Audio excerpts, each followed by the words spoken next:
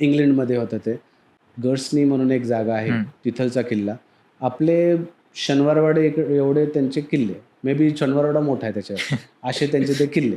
पण त्यांनी त्याला दाखवताना एवढं असं हाईप करून दाखवतात किंवा त्याचं मेंटेनन्स ऑब्व्हियसली त्यांनी केलंच आहे. त्यांच्यावरती कोणी अटॅक केलं नव्हतं, सो त्यांचे किल्ले काय कधी पडले नाहीत. बट ते वेल मेंटेन्ड आहेत आणि ते तेवढं लिहितात. म्हणजे एक एवढासा किल्ला, पण त्याच्याबद्दल असं एवढं पुस्तक तिथं देतात. You can buy it or फ्रीमध्ये पण लिफलेट्स वगैरे असतात तिथे. सो दर किल्ल्यांच्या बद्दल त्यांच्याकडे सुविनियर्स आहेत. अँड ते keep it as a collection, कलेक्टेबलच त्याच्यावरती लिहिलेलं असतं वगैरे, अशा टाईपमध्ये असतं. सो दर किल्ल्याला जाल तिथलचे वेगळं, त्या किल्ल्याचं जे मेन स्पेशालिटी आहे त्याचं किल्ल्याचं एक magnet, and it looks beautiful. लोक बाय करतात. आपल्याकडे जर असं झालं तर खूप लोक आहेत जे आपल्या इथंच 300+ महाराष्ट्रातच आहेत, एवढे वेगळे हे येतील की it's a good business opportunity. दाखवत नाही आपण. तेवढं दाखवत नाही आपण जास्त हे नाही करत, त्याला एवढा इम्पॉर्टन्स देत नाही. तिकडे मी त्या किल्ल्यात गेलो, आय थिंक 20-25 पाऊंड एंट्रन्स असेल. I am not really sure, आठवत नाही मला किती. बट फ्रीमध्ये असं तुम्हाला जनरली कुठेही काही मिळणार नाही. कुठेही जा, छोट्यातली छोटी जागा, देर इज एंट्री फी. तसंच मी खूप कॅसल्सला गेलेलो आहे. इवन इन UK, भरपूर आपल्या युरोपमध्ये पण खूप आहेत. My favourite places were all in Japan. तिकडे दर सिटीमध्ये there is a big castle. And जपानला जेव्हा गेलेलो, माझा फर्स्ट कॉन्ट्रॅक्ट होता. अँड मी काही खर्च नाही करायचो. It use to be all like minimum.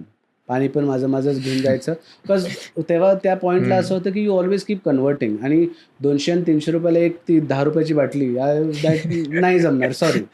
So पण सेम पॉईंट ज्या 1000 आणि 2000 रुपयाला एखाद्या मॉन्युमेंटमध्ये जायचं तिकीट होतं, काही वाटायचं नाही पे करायला. Yes, I have to go and see काय आहे आतमध्ये, how they have kept it.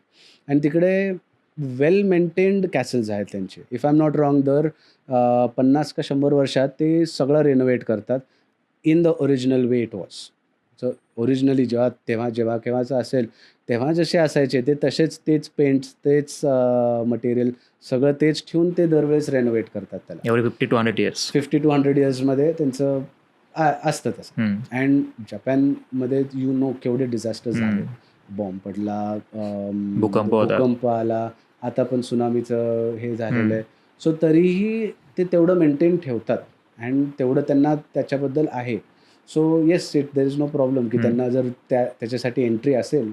I don't think there is a problem. And well maintained big areas which are like, आता तो जो कॅसल असतो त्याचा एक मेन जो प्लेस असते, तिथे आत जायला तुम्हाला पैसे भरायला लागतात. बट त्याच्या अवतीभोवती जो अख्खा किल्ला आहे, सो मेन फोर्ट आणि आतमध्ये राजवाडा असं समज. ओके, सो आतमधला जो मेन राजवाड्याचं कॅसलमध्ये, सो मेन कॅसलच्या आत जायला फीज. त्याच्या अवतीभोवती there is a proper garden की ग्रास आहे सगळीकडं, फ्लावर्स वगैरे लावलेत. That is free for access. कोणीही जाऊ शकतं. There is no fee for that. So भरपूर लोक बाहेरूनच बघून जातात. सो इफ आय मीन, मी हे अशाने सांगतो की if you are planning to go there, और कुणाला जायची इच्छा असेल, you don't really need to go inside. तुम्ही बाहेरून पण बघू शकता, बजेट कॉस्ट कटिंग वगैरे. But it's worth it to go inside and see तिकडचे तेव्हाचे कसे गोष्टी होत्या. आणि कोणत्याही किल्ल्यांवर जा, कोणत्याही हिस्टॉरिकल प्लेसेसवर जा बाहेर, तुम्हाला ते सेक्शन्स दिसणारच जिथे त्यांनी प्रॉपरली प्रिझर्व केलं आहे सगळं. किंवा मॅनिकिन्ससारखं बनवलं आहे की इथे दारुगोळा बनवायचे. सो तिथं ॲक्च्युअल बनवताना लोक असे दाखवलेले आहेत. जिब्राल्टार म्हणून एक हे आहे, तिथे एक अख्खा डोंगर आहे ज्याला World War I का World War II वेळेस त्यांनी ते तिथं टनल्ससारखं बनवलेलं. Those are still operational. आणि त्यांनी ते टुरिस्ट साईट बनवले आहे.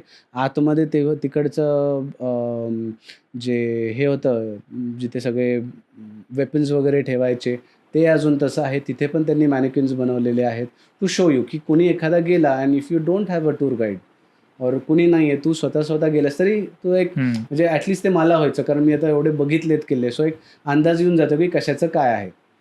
सो खूप प्रिझर्व केलेलं आहे आणि त्यांनी तेवढ्या त्या हाईटवरती नेऊन ठेवलं आहे त्याला, की लोकं लांबून येतात आणि ते बघतात हे किल्ले.